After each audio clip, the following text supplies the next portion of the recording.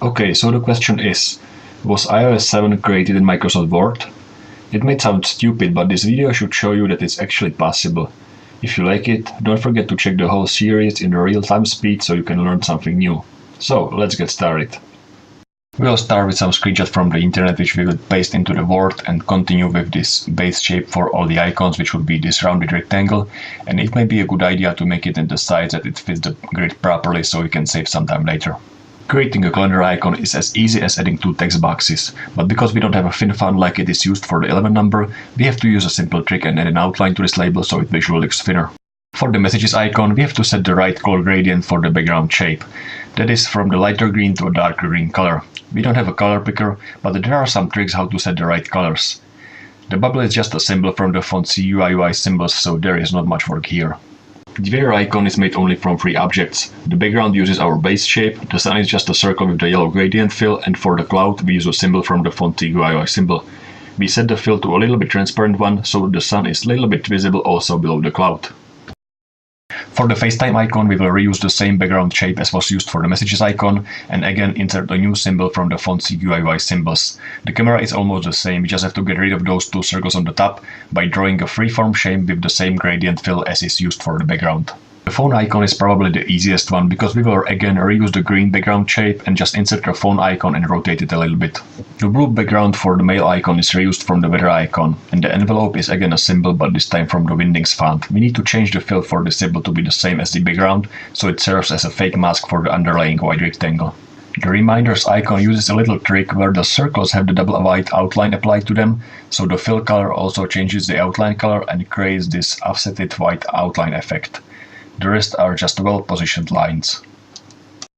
The clock icon is actually pretty easy, but it takes some time to duplicate the text box 12 times and position every number precisely.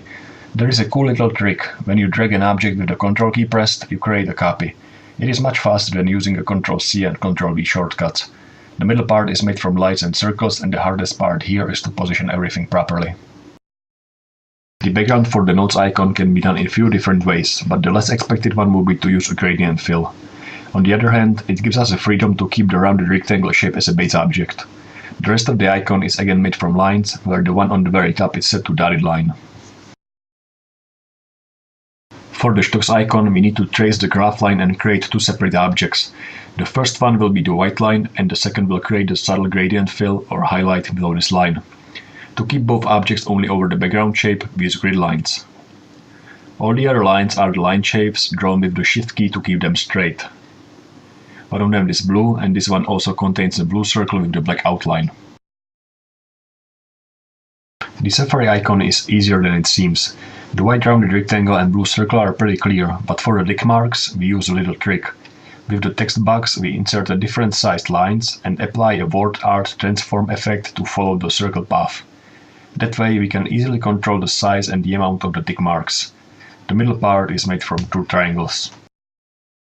The music icon also uses the word art distort function, but this time for the note symbol.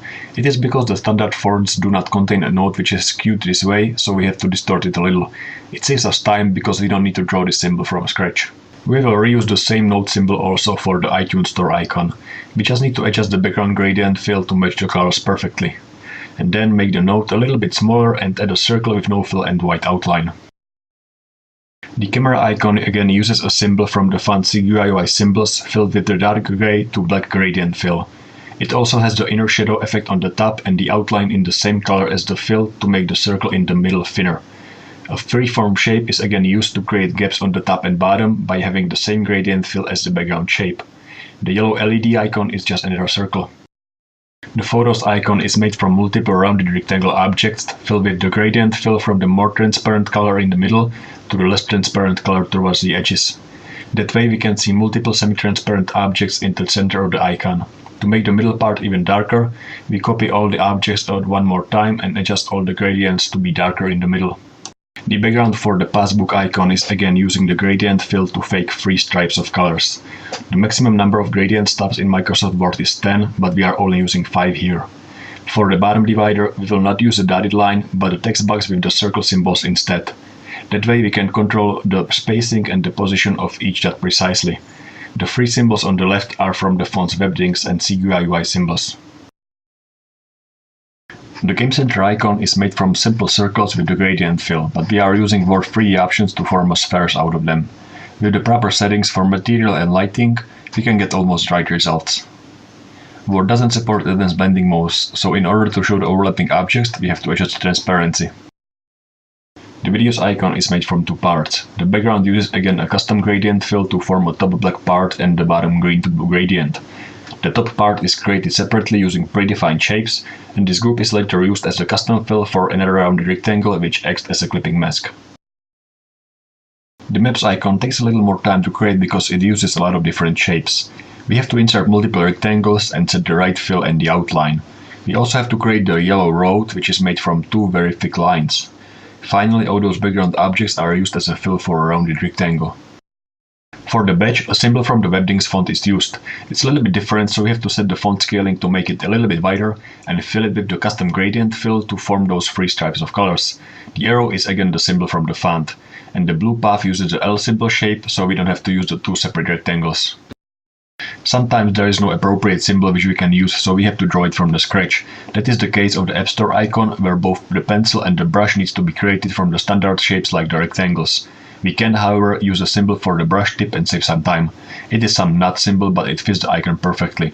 The gaps around those two symbols are created with the freeform shape with the gradient fill same as the background. It may look complicated, but we can easily tweak the gap sizes using the line width settings. The newsstand icon background uses a very subtle gradient fill to create a small shadow below the magazine covers. For the covers itself, it's mainly about drawing the rectangles, circles and triangles and setting the right fill color and no outline. For the more complicated shapes like the plane, we can use a symbol from the font. We are also using a selection pane a lot to hide what we currently don't need to see. The most complicated cover is the sports one. We create a tennis ball from the scratch and also the field made from the outlines.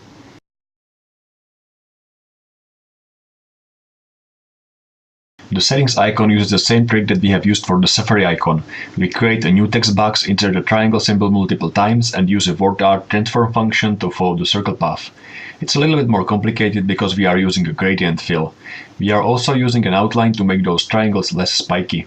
We need to do everything twice as we have two wheels and the inner one has the gradient reversed.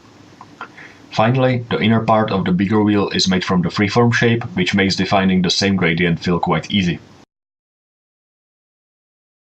The signal strange is just a text box with filled and outlined circles. The Wi-Fi icon needs to be made from the scratch as this icon is not in any font, but using the grid lines and the adjustable shapes makes it quite easy. We also need to draw a Bluetooth icon. Again, with the help of the grid lines, we can imagine that the icon is placed inside the hexagonal shape which will serve as a helper object. The berry icon is just a symbol from the font.